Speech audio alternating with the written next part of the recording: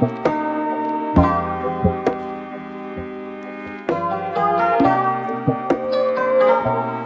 sir. I think we are live. Welcome, everybody, ladies and gentlemen, boys and girls. Welcome to Freedom and Hustle. You know how we do it here. This is, of course, a podcast where we help people to realize their true potential in 2020 and beyond. I really appreciate all of you taking the time out of your day to, spend some time with me, and like hopefully I can inspire some of y'all, maybe get some of y'all to like motivate, you guys to, look for better things in life, hopefully, you guys like get out the couch or like wherever you guys are at right now, and start, realizing like your potential, because everybody has potential. Everybody has a purpose. This is the message that I always try to send out in these podcast episodes.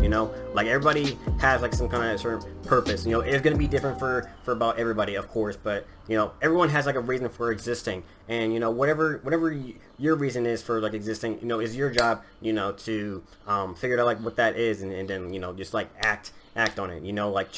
Change the world for the better, because we all have that potential, and we all can do such thing in a certain way. So this is the overall message of this podcast, and on that certain message, we discuss certain topics, the topics are not how should I say, they're not mutually exclusive to one category, just the episode prior we were just talking about intermediate fasting, and just talking about my personal experience, talking about the benefits of intermediate fasting, and I kind of related it to how you can improve your own life for the better, because if if you decide to take an intermediate fasting approach with your diet or whatever, that can really improve your health, maybe it can improve the way how you start seeing things, because there's a certain term when it comes to food that the old saying is you are what you eat, and that's a pretty simplistic saying, but it kind of makes sense, if you're going out every afternoon eating Big Macs, and that's all you do, then the way how you're gonna end up looking physically, it's gonna represent it. You're not gonna have the most ideal body shape, and chances are, your mind's not gonna be functioning as well, because you're not putting any good nutrients in your system. So it's gonna represent that. When you're whereas if you start eating more consciously, and you start making more healthy decisions when it comes the food that you eat, and maybe you take periods where you don't eat for a certain kind of period of time, it can really help improve your mental state for the better, and overall you start feeling more better, physically, mentally, even emotionally, but yeah, I don't want to spend this whole episode talking about food or whatever, that was all last episode. So if you guys want to see my take, if you didn't already see it already, when it comes to intermediate fasting, I recommend y'all go check out the previous episode. So we just went deep into intermediate fasting. I gave my own personal take, because still to this day I'm still intermediate fasting. I do it every single day, 16-hour fast, and it's a health decision that I'm really proud of taking for myself. I feel great every single day, and I do attribute that at least somewhat to an extent to intermediate fasting. So I discussed a decent bit about that in the previous episode. So if you want to go ahead and check that out, go ahead and do so. I recommend it. And also, if you're new, it's never a bad idea to just check out some of the previous episodes just for reference, because chances are, I don't talk any of these topics in an abstract sense, meaning that later, I might bring up some topics that I discussed at least briefly, that I discussed in previous episodes, and in order to even get an idea of what I'm referring to, then you might have to see the previous episode. So if you're new, if you're like a brand new person that's like hearing this podcast for the first time, go ahead and check out like the previous episodes. I always try to keep every single episode as quality as possible. That's why honestly, I don't have time to do these episodes like once a week or so. But even if I had like more time, like I don't know if I'd do these episodes like 3 times a week or so, because like I think at that point, I think like the quality would like go down, because I don't even think I would even like know like what to discuss for those episodes. So I do try to take like a quality over quantity approach when it comes like these when it comes to this podcast. Like I could be pushing out like a lot more episodes than how I'm doing like right now, but the 1 episode a week approach, at least for me, that's going fine right now. But yeah, that's a challenge for anybody that's like new. Go check out the previous episodes if you haven't already. You can, especially if I touch on topics that you might find them interesting, like whether it be like intermediate fasting or law of attraction, anything like that discussed in the previous episodes. Go in and do that. But anyway, so if anybody is interested in like business news, today is a pretty turbulent day, you could say, the very least. So apparently the Dow, that's like the indicator that all the mainstream outlets use like to indicate like how the stock market is doing. That took a big dip today. Last time I checked, I think it stated like over 1,000 points. And I'm gonna put a disclaimer out right now. Like I'm not gonna try to pitch myself as like some kind of genius when it comes to like the stock market, or like if I'm like some kind of like deep analyst when it comes to like the market. I do think I have a better sense of like what's going on than like the average person, but again, like that's probably like not like saying much.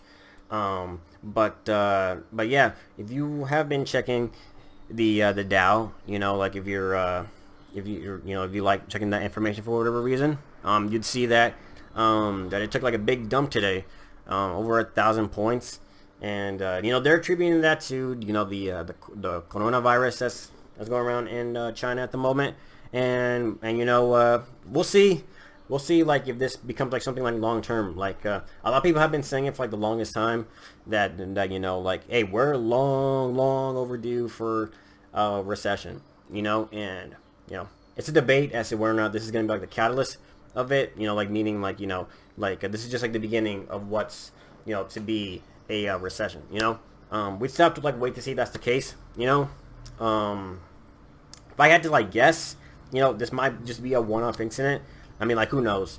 Maybe this is gonna be the beginning of a trend. I mean, at this point, like this. I haven't talked much about the coronavirus. Like if at all. But it is really affecting China. And like as an extension, like because China is basically the manufacturing hub of the world at this point. It's affecting the global economy. Like with all these manufacturing plants where they're like, they can't operate at their full potential because of the virus. That's affecting like the world economy. Like I noticed how Apple, they recently discussed that at the end, like they're not gonna be able to produce as many iPhones this quarter as like they normally would, and that's arguably like because of this very coronavirus incident. So at this point it is affecting the global economy. Maybe this could be like a good opportunity for bringing the factory jobs back over here. But I don't know, it's like maybe that's a very optimistic view.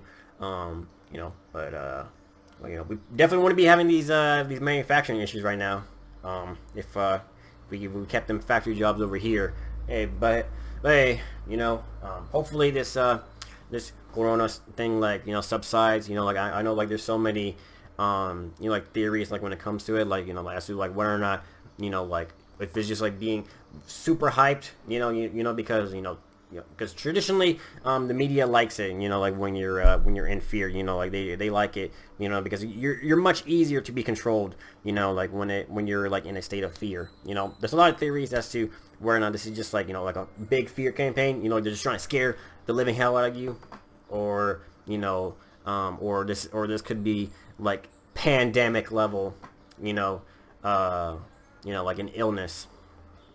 There's like two camps basically, and I don't know what side I tend to like lean on.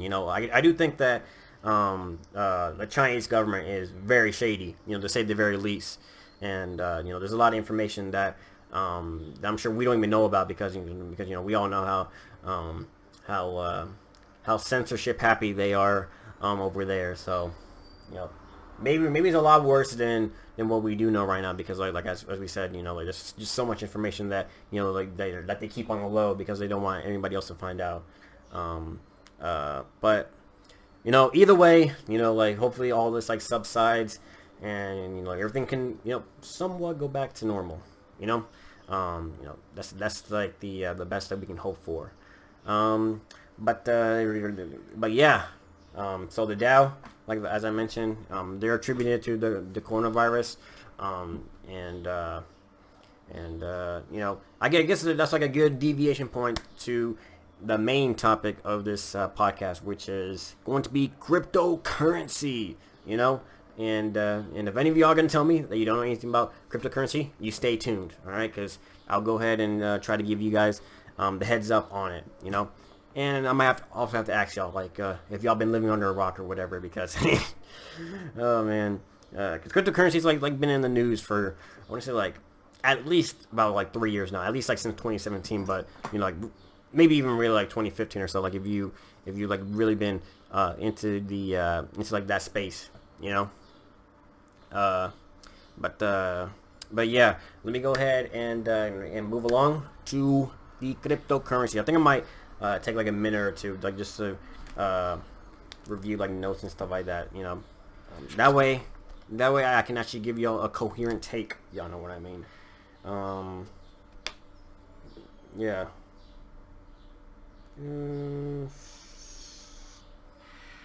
Yeah, let's go ahead. Actually, let me take a sip of agua real quick.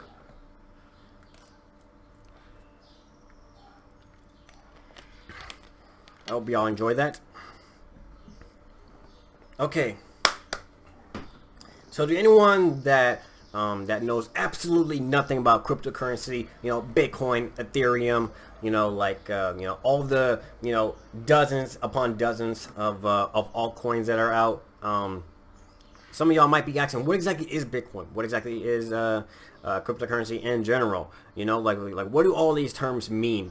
Some of y'all like might be asking, because like cryptocurrency, is back in the headlines again because cryptocurrency, or like more specifically, Bitcoin like has been seeing like a pretty decent like resurgence, like ever since like the beginning of this year, I don't want to like specifically like talk out of my buttocks, so I'm gonna go ahead and pull up a chart, a Bitcoin chart, that I can like give y'all like an idea of like how much the price of Bitcoin has like soared like since January, if you guys are like familiar with the cryptocurrency, like cryptocurrency was exploding in 2017, like it was going like through the roof. A lot of people like said it was like basically like a bubble, and arguably it was, especially like towards like the end of 2017, where I remember Bitcoin was like a 20K, it was worth $20,000 at the end of 2017, and then for most of 2018, it just saw like a big dip, and it stayed like that, almost for like 2 years, where like Bitcoin, really, like not much was happening, like in the whole cryptocurrency space, in the sense of like you weren't like seeing like too much growth, like I think like Bitcoin, I think like hit like a low, I can't say like exactly when. I got the chart up right now. We can go ahead and see, that way I don't talk out of my booty, but yeah, like at the very height of it all, like in 2017 or so, like it hit like a high of pretty much like 20K, you know, and then not long after that, I think I might hold up, you know, just for anybody that might be watching us on YouTube, I'm gonna go ahead and I'm gonna go ahead and share the screen real fast. All right, so let me go ahead and do that. All right. So for anyone that is like watching this on YouTube, and by the way, to anyone that's like that's listening to this, I also do like a video version of this, so you can go ahead and check out on the YouTube. So if you want to see this this chart, you can go ahead and see the video version of this podcast there. But you can notice like at the very top right here, I'm gonna see if I can try to demonstrate to y'all. But the very height, it was like a 20K. I don't think it's gonna like exactly show me. Maybe I have to like can I like zoom in a little bit?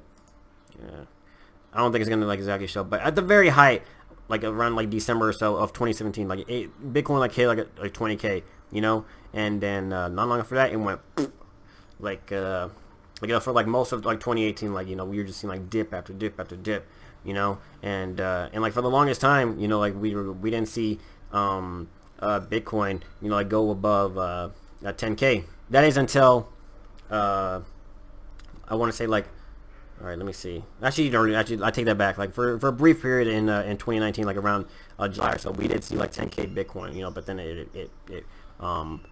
then it went down the drain for a little while, you know. But then we're seeing like a resurgence now, where, all right, let me get like a more specific chart, where around like February or so, you know, like we start seeing, you know, 10K Bitcoin again, and like for the longest time, as stated, we just weren't seeing that for like the longest time, you know, and of course, like you know, we do like see like some pullbacks, you know, like you know, we saw like, you know, 10K, but then it goes back down to like about like you know 97, and you know, and then we go back to where we're at right now, which is you know, the price of Bitcoin right now is like around 9,615. That is price at the very moment, you know, and you know, like whenever Bitcoin specifically like you know, like hits like all these highs, you know, like you see it like way back, you see it come back in like the headlines, you know, and then like you start seeing like people, you know, like you get like people in the Bitcoin camp, they're saying that you know, like hey, you know, like this is the beginning of a bull run, you know, we're gonna start seeing highs at this point, and then you see the complete other side of it, where you know, like whenever Bitcoin, you know, like starts seeing like any kind of highs, you know, like you get like all these people, you know, screaming, you know, like bubble or whatever, or that, you know, like Bitcoin is like a Ponzi scheme or whatever. Which I should probably explain what cryptocurrency is. I still didn't do that. I apologize to anyone that's like new. I promised I'd do that. But you know, you get like these two big camps, where they're basically, you know, just to really simplify, you know, they're really optimistic on Bitcoin, or they're just like, you know, just really shitting on Bitcoin, like thinking that it's basically like the biggest scam in the world, you know. But anyway, let me go ahead and go back to the webcam, just the webcam. Y'all can just see my baby face. But what exactly is cryptocurrency? So as the name suggests, of course, like you know, it's cryptocurrency. You know, it's a form of currency. It's a digital currency. Excuse me.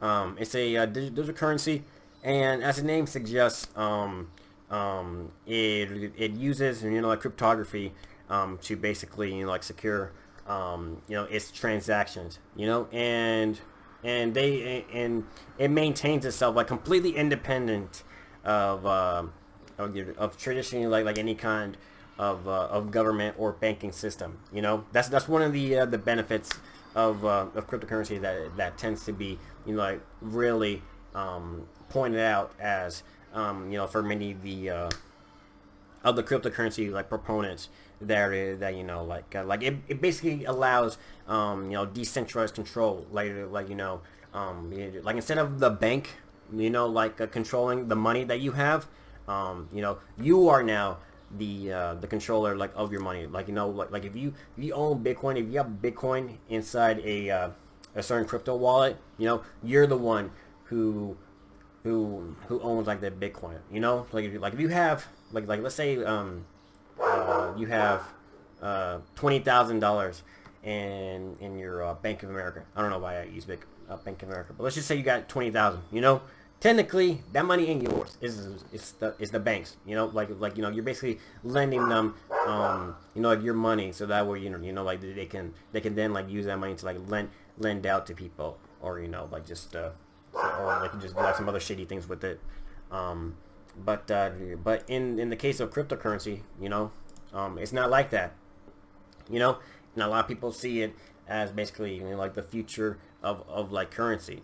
You know, like they see the same way how a lot of people like see streaming as basically like the evolution of, you know, like video rentals. You know, like you know you had Blockbuster, you know, like dominating the video rental space, but then like, you know, you have Netflix, you know, as the story goes, and then, you know, like the rest is history. You know, we all stream now. You know, we all do video streaming, I should say. You know, like in the same way how you know like the podcasting, you know, like space, you know, like is slowly changing. You know, like you know, like radio.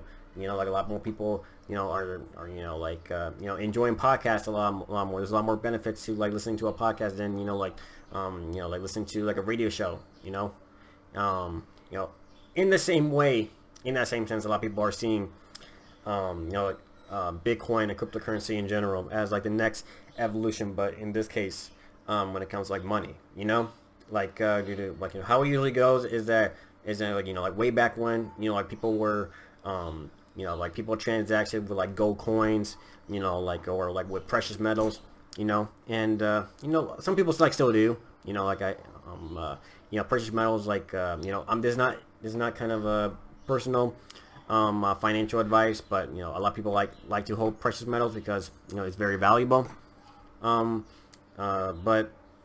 But you know, like back in, you know, like the ancient days, you know, like precious metals, that was just like the way to go. You know, that's how like most civilizations like were transactions. It was all with precious metals, and then you had like what most people would call fiat currency, and what that means basically is that you know, you basically have well, I don't have my wallet on me, otherwise I'd show you a US dollar. But what that basically means is, you know, generally you have paper money, or in this case, you know, like just a bunch of computer digits that are basically backed by nothing, you know, where basically like the value of said currency is backed by, you know, like the fate of the people that have to like use that said currency for their everyday transactions. So, you know, it's like just using, you know, the example of the U.S., for example, way back in the day.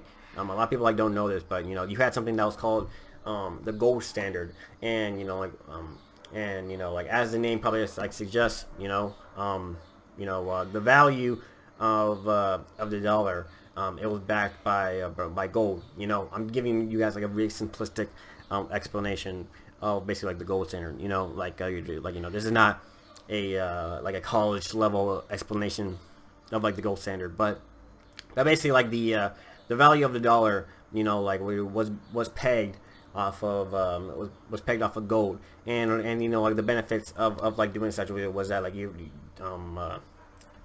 U.S. dollar was able to like keep its value at like a pretty consistent, you know, like rate, you know, like and you didn't see like, you know, too many like instances of stuff like inflation and stuff like that, you know, because it's actually backed by something, you know, in this case like gold, and you know, like over time, you know, like the U.S. dollar, you know, like it started, you know, started seeing less of its value being based off of the gold standard up until I want to say like in 1971, where Nixon just completely took the U.S. dollar off the gold standard, and then, you know, like and then ever since then, you know, the U.S. dollar has basically just been like a fiat currency, basically where, you know, nothing really, you know, not like the value of your dollars basically.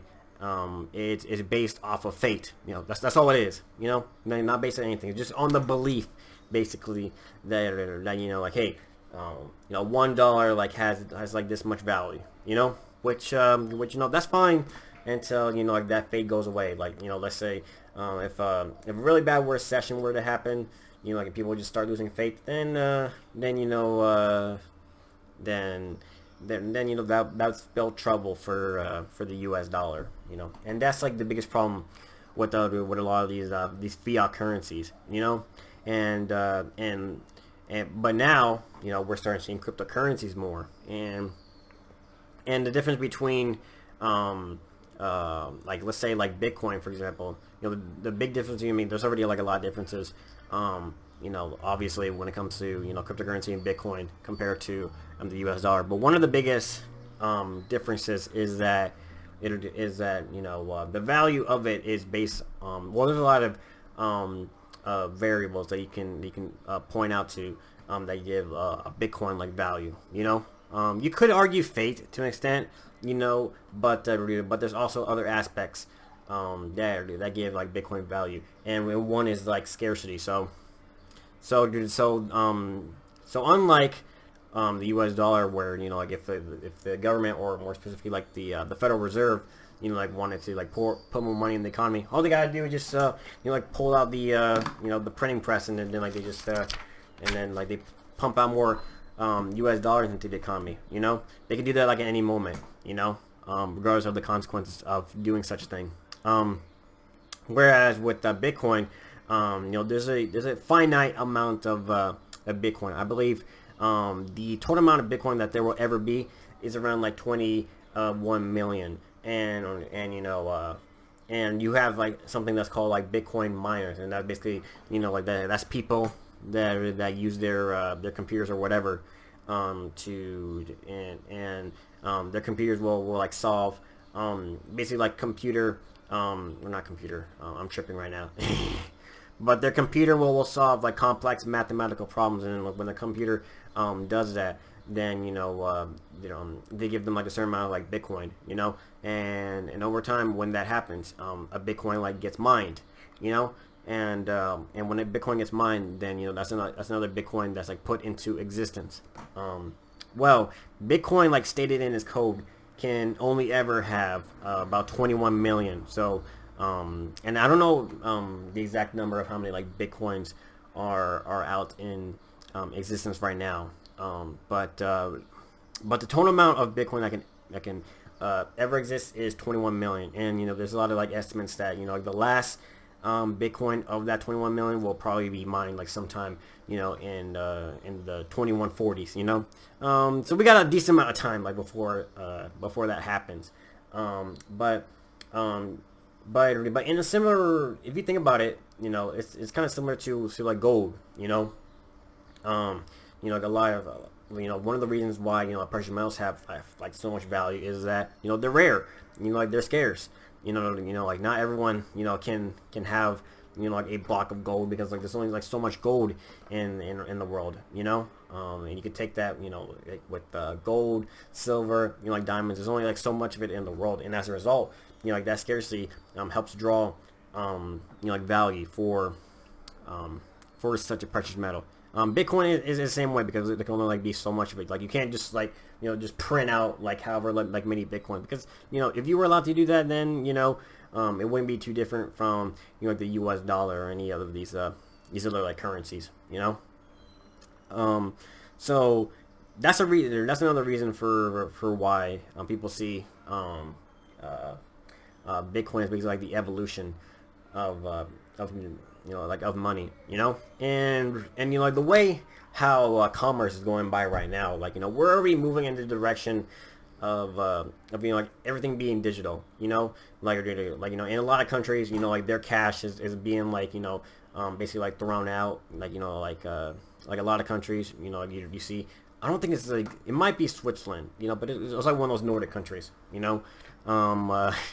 where like they were really getting like rid of all their cash out of circulation, and I think India was like the same way, like as well. Like I think like India actually had like a big issue a couple of years ago, where like they just said a good chunk of the majority of like cash circulation, we're just gonna get rid of it, and then that caused a lot of problems with like a lot of Indians, like then all of a sudden they basically couldn't do transactions because a good chunk of the population, they're either, they're not banked or they're underbanked, meaning that like they don't have like a bank account, like they do most of their transactions with like cash, and that's how like they mostly been doing it. But then all of a sudden, their government just says, hey, like we don't want cash anymore. That basically forces a lot of people to, all of a sudden have a bank account, and there's a lot of problems like with that, like as well, if you're into like privacy,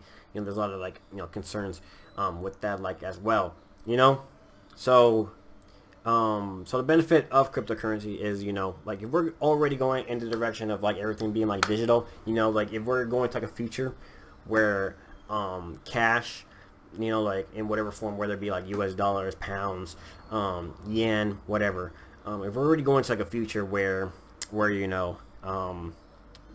cash is just gonna be a thing of a past, then then why wouldn't you want to like transact with a form of currency that in a lot of ways is just like simply superior to let's just call them like the government currencies, because like fiat, like for people that are not like familiar with the term, they might just be like a little bit confused whenever I say that, so I'm just gonna say like government currencies. There's like a lot of advantages to cryptocurrency. It's already digital, and most people, they're already transacting digitally, but there's like a lot more benefits to transaction with cryptocurrency. Another thing, like another benefit of cryptocurrency, and and you really see this with like Bitcoin, is that unlike with like the US dollar or whatever, the value of your Bitcoin, at least historically speaking, it tends to like go up over time, in a sense that I'm sure if some of y'all are already familiar with the cryptocurrency, like you already heard like the story of like someone like in 2010 or so, like they bought a pizza for I think like 10,000 Bitcoin or something like that. It might have been like a little bit less Bitcoin, but it was like it was a shit ton of Bitcoin. And if that same transaction was done today, then that would have been one really expensive pizza, because that pizza would have been worth like I want to say like over 100 million or so, like something crazy. That's just like an example of like how the value of Bitcoin and just cryptocurrency, like it tends to like go up over time. Whereas with a lot of these government currencies, like let's just take the US dollar for example. I mean, we already know like the example, like like $1, like right now it's not the same as like $1 in 1950, or even $1 in the year 2000. And that's called like inflation. There's like a more specific definition of inflation, but inflation, like how we all tend to know it, is basically the value of your money, like it goes down like over time, like traditionally speaking, like $1 right now is not going to be worth that same amount, like 10 years from now, like 10 years from now, chances are, the $1 you have right now, like you're going to be able to buy less than now. With cryptocurrency, it tends to like be the opposite. You're essentially seeing like a deflationary, that's kind of like the term, technically speaking, when it comes to like a lot of these cryptocurrencies, where basically like where the value tends to increase over time. So if you hold a certain amount of Bitcoin, like right now, historically speaking, like that value is going to go up over time. That being said, like there are like some difficulties when it comes to like transacting, like especially with Bitcoin, not so much like some of the other cryptocurrencies, like let's say take like Litecoin, like for example, or Bitcoin Cash, which is like another one that's related to the Bitcoin that we all know about and that we often like point to when it comes to like value, but specifically with the BTC, and that's like the main Bitcoin that you always hear about. It does tend to be like volatile, and what that means is like the value, one day, like you can see like a $500 jump in the value of Bitcoin, and then like the next day it could be like the complete opposite. Like it's very like volatile, and and for someone who wants to use crypto as like a form of basically like digital cash, like that was like the initial idea of of Bitcoin. That's like what it was initially like designed for. Like if you read the initial paper that announced Bitcoin from a person or persons that was named Satoshi Nakamoto. The whole purpose, the initial purpose of Bitcoin was like meant to be a form of digital cash, basically, you know. And you know, like for right now, Bitcoin, like you know, not saying like that you can't really transact with it, because I know a lot of online stores now, like they do accept Bitcoin, so you can make purchases with it, but it does tend to be pretty volatile. You know, like the price doesn't tend to be like stable over time. Like some of the other currencies, like that's not the case. So some of the some of the other currencies, like the value does tend to be pretty stable. So you know, like you don't tend to see like these giant jumps in like their value. So it does tend to be like a little bit easier for you to like make transactions with like some of the other ones, like let's say Bitcoin Cash, which is which you know, like that does tend to be a controversial one. Like if you're pretty involved in the space, like you know, there's some you know, a big debate, you know, like between, you know, just Bitcoin and Bitcoin Cash, you know, and you know all the other ones, like you know, Ethereum, you know, Litecoin, Monero, which is that's becoming a very popular one now. You know, like with all these privacy concerns now, and Monero, it is at least as it's stated, it's intended to like be more of a anonymous cryptocurrency. So in a lot of ways, you know, like it's meant to actually, you know, be a lot more like digital cash, you know.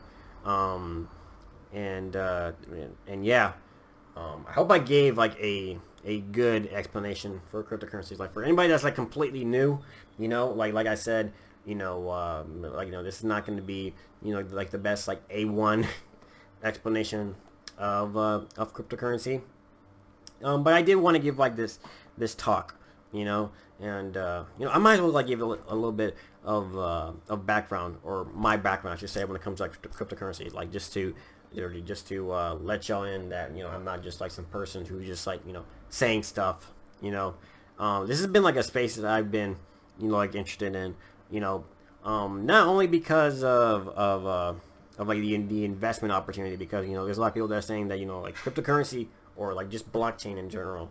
I probably should explain like blockchain like as well, you know, but you know, but just to simply explain, like blockchain is basically like I don't know if I should say like network or so, but it's basically the peer-to-peer network that that cryptocurrency is built on, you know. And I know some of y'all are probably hearing like peer-to-peer, and you know, y'all's heads are exploding, but you know, like you know, I might leave like some resources for some of y'all to like check out, you know, for anyone that wants like more information on cryptocurrency and all that, you know, blockchain, anything like that. But I'm gonna let y'all in on my personal experience when it comes to with cryptocurrency. So I've been like personally invested in this space. I want to say for like about 3 years now. So right around like 2017, like you know, like when we were seeing like, you know, like the first real bull run of cryptocurrency, like you know, when the value was like just exploding. That's when I started like getting into it, and you know, I didn't get just into it like just for like the investment aspect of it, because you know there's a lot of like investment opportunities when it comes like Bitcoin. Like a lot of people are saying it, you know, like I'm going to title the name of this podcast episode basically like, you know, cryptocurrency, the golden opportunity of this decade. You know, like you know, chances are y'all going to be seeing, you know, cryptocurrency like in the headlines, at least for, you know, the next couple of years to come, you know. And you know, I'm not just, you know, I didn't get into the space like just for the investment opportunity aspect of it. You know, it's a pretty big aspect, because you know, like I want to make money just as much as anybody else. But I also got into it, you know, like, you know, as I stated earlier, just because of, you know, like the you know, the game-changing aspects of cryptocurrency, to how it can like really shape up, like, you know, like how, you know, like the banking system is run, like you know, like how you know, like commerce is done at the moment, like, you know, like for the first time, you know, like in history, you know, you can truly have control of like your own money, you know, and you don't need any other third party to do so, you know, like you know, It can all be done and ran by you, which historically it's never like been the case. Like you've always needed like a bank or whatever, like like to hold your money. But now with cryptocurrency, that can change. There's like a and there's like some other libertarian aspects of it that I do like. But that's like another reason why I got into cryptocurrency. And I'm not gonna go in too deep on my investments when it comes to like Bitcoin, but of course I hold like the big ones, like Bitcoin, Ethereum, I don't do I hold Litecoin? I probably should have checked my my portfolio before I got into this, but I don't think I hold Litecoin, but I think I probably should. I do like Litecoin. Litecoin's pretty. It's a pretty good altcoin in my opinion. I also hold like some other obscure ones, like there's like this one called EOS, which runs pretty similar to Ethereum, and Ethereum is like another big one. And there's like some other altcoins that I do want to start purchasing real soon. Like the biggest one in my list would be Monero. Because like I do like the aspects of Monero. I do think that's an altcoin that's like pretty promising. And I'm sure like there's like some other ones that will probably catch my attention. Like in the near future that I'll probably start investing some good money in. But yeah. Crypto is definitely like a pretty like interesting space. I would definitely recommend everyone like check it out. Like maybe if it's not something that that maybe it's like a space that like you're not really like too interested in. I'd still do my research. Because like I said, this is like a space that I'm pretty much 90% certain like it's going to continue like growing. Like the buck is not going to stop here. Like like where Bitcoin's at right now. Like last time I checked like an hour ago, like it was like at 9,700. It ain't staying there. Like it might go a little bit lower. But over time, the value of it is gonna be a lot higher. Trust me on that. Will we be seeing a 100K Bitcoin someday? It's very possible. I will say, like it's not gonna be tomorrow. It's not gonna be, maybe it's not gonna be next year either, but maybe 5 years from now. Who knows? And if that is the case, you're gonna be very gracious that you brought some Bitcoin now, instead of like later, And again, this ain't investment advice. So, I ain't telling y'all to buy Bitcoin or anything like that because I don't know how are y'all doing financially or anything like that. But I can just tell y'all what I'm doing right now. I'm getting more and more invested in this space. Because for the one aspect, because of the investment potential, but also because of like the game-changing implications of cryptocurrency, and there's some other aspects that that cryptocurrency can bring. So I mentioned like Ethereum for example, and like Ethereum that can change.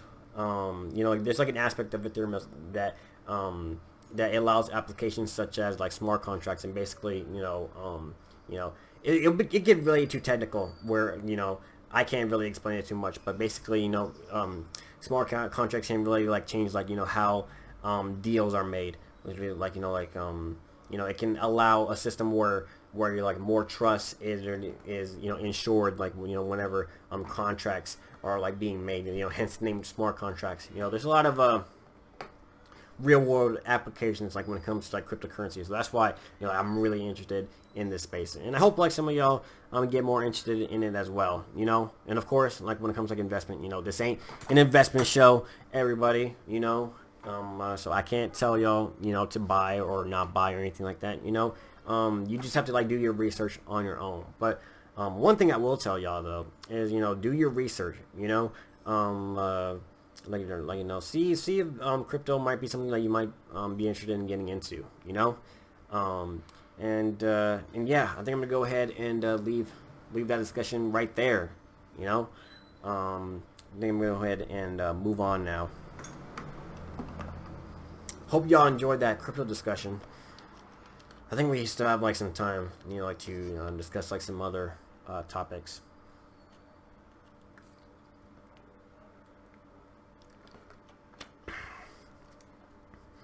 All right. So I think I did mention like in the previous episode that I was gonna do like a new segment, and that segment was gonna be about promoting like another small podcast. And unfortunately, I kind of procrastinated a little bit last week, and I didn't do my due diligence to check out new podcasts that are around and see if like there's any that are interesting to me and that I would want to promote. So I didn't do that, but hopefully over this week I can go ahead and do so. So that way, next week I can do a segment where I share to y'all a new podcast that I find interesting and that I think you all can draw some value from. And I'll be honest. There's like a lot of there's like some goals that I had for last week that I wasn't able to accomplish, and like I'm doing a little bit of backtracking now in order to like help do those. And a lot of those goals were like business wise. Like there was like some business goals that I had for last week that I didn't that I wasn't able to accomplish, unfortunately. But hopefully that changes.